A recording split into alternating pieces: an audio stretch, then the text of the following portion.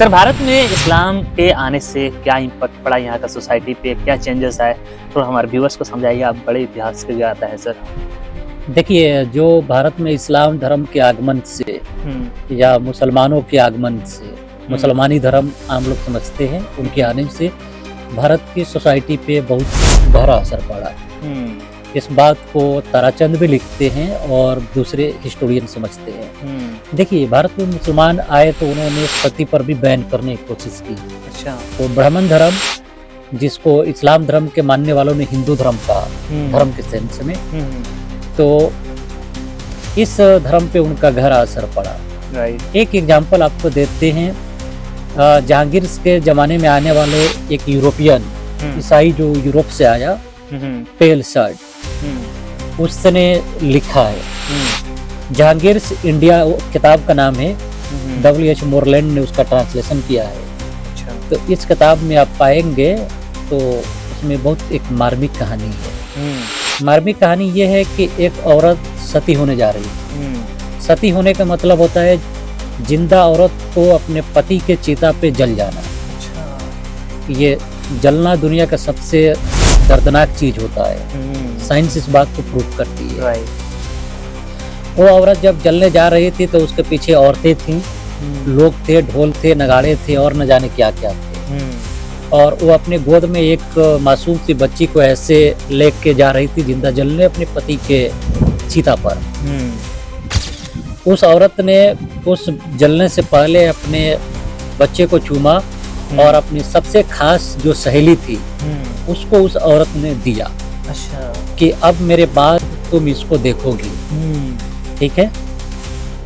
उसके बाद वो औरत जिंदा जल गई।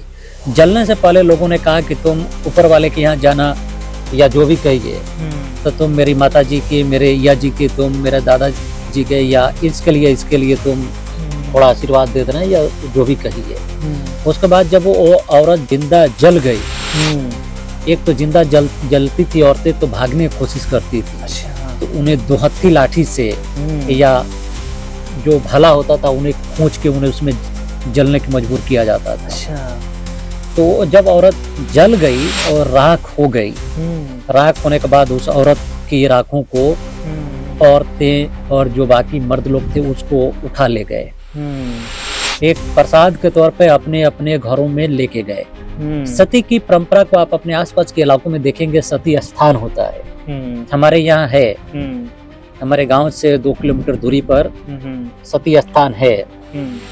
तो ये सारी चीजें हैं। इस परंपरा को तथाकथित मुसलमान रजाओं ने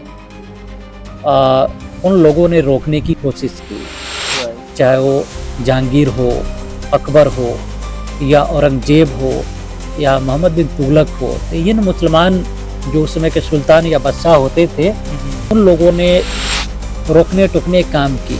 आशीष नंदी ने लिखा है कि मुगल सम्राट जिन औरतों की बच्चे होते थे उन्हें जलने की इजाजत नहीं देते थे, उन्हें मनाते थे। जो मुसलमान उस समय के राजा थे उन औरतों को मनाने की कोशिश करते थे। तो आशीष नंदी ने लिखा है कि मुगल सम्राट कहते थे कि बच्चों को आप रहेंगे तो पढ़ाएंगे, एजुकेशन देंगे, तो आपका रहना जरूरी है। ऐसे भी इतिहास में रेफरेंस मिलते हैं कि सम्राटों ने अपनी बेटों से शादी करने की ऑफर दी या किसी और से शादी करने की ऑफर दी, लेकिन कुछ औरतों ने माना भी नहीं और वो चिता हो गई। तो औरतों को लिबरेशन और उन्हें मुक्ति दिलाने की काम मुस्लिम रजाओं ने कुछ हद तक किया था। राइट। और कई राजपूत लोग अपनी बेटियों की शादी इसलिए करते थे मुसलमानों से, उन्हें लगता था कि मेरी बेटी को जिंदा जलना न पड़े। मान लीजिए जंग में किसी बीमारी में अगर हस्बैंड मर जाए तो उस समय औरतों की शादी भी वैसे भी कम उम्र में होती थी। तो काफी कम उम्र में 12 साल, 15 साल, 18 साल में औरतें सती हो जाती थी। यह है। एक 1989 में भी एक औरत राजस्थान में सती हुई थी। अच्छा। इस पे आर्य समाज के जो लोग थे, स्वामी अग्निवेश, दूसरे लोग, इसको उन्होंने कोर्ट में लेकर गए और जो लोग इसमें शामिल थे उन्हें सजा दिया। तो वो कुंवर करके औरत थी जो 18 साल के आसपास की औरत थी, वो सती हुई थी 1989 में। यानी कि हमारी पैदा होने से 10-15 साल पहले की वो बात हो गई। तो औरतों को लिबरेशन की एक उन लोगों ने कोशिश की जो हिंदी अखबारों को पढ़ने वाले लोग हैं वो गालियां देते हैं कि मुस्लिम राजाओं से कैसे राजपूतों ने शादी कर दी, हम ये कर देते वो कर देते। अब तो देखते होंगे सम्राट ही उस समय के आज के प्रेसिडेंट और प्राइम मिनिस्टर होते थे, तो जो बाकी एमपी एमएलए की तरह होते थे तो उनसे शादी कर देते थे। तो एक सेफ्टी और सिक्योरिटी इस मामले में था कि औरत को जिंदा जलना ना पड़े। ये मुस्लिम के यहाँ शादी कर लेगी तो एटलीस्ट इसके पास दूसरी शादी का भी ऑप्शन रहेगा। औरत चाहे तो दूसरी शादी कर सकती है और सती का तो कोई चांस ही नहीं था। तो ये सारी चीजें थी, तो औरतों को कई वे में लिबरेट किया गया, उन्हें एक तरह से मुक्ति मिला। समझिए। और यहाँ की जो दूसरे SC ST OBC संप्रदाय के लोग थे या शूद्र धर्म के लोग थे, उन्हें भी काफी आजादी मिली और कास्ट बाउंड्री, जातिवादी बाउंड्री तोड़ के इन लोगों ने अपने घर के पास बसाया। ये पढ़ाई जाती है, भारत के बड़े लेवल की जो एग्जाम्स होते हैं उसमें ये बात पढ़ाई जाती है। थ्योरी है urban revolution rural revolution, professor Mohammad Habib की 35 पेजेस की आसपास में है, जो पंडित नेहरू के जमाने की भारत सरकार ने उसको लिखवाई थी।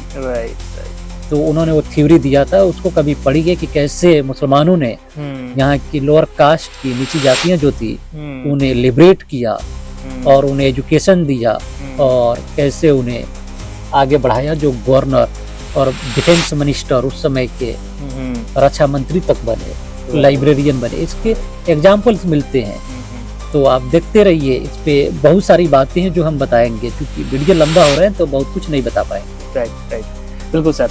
तो दोस्तों आपने देखा कि सर ने कैसे कीमती बात बचाया। आप जरूर इस वीडियो को शेयर कीजिएगा, जितना ज्यादा हो सके उतना शेयर कीजिएगा, ताकि हेट मॉन्गर को एक अच्छा जवाब मिल सके।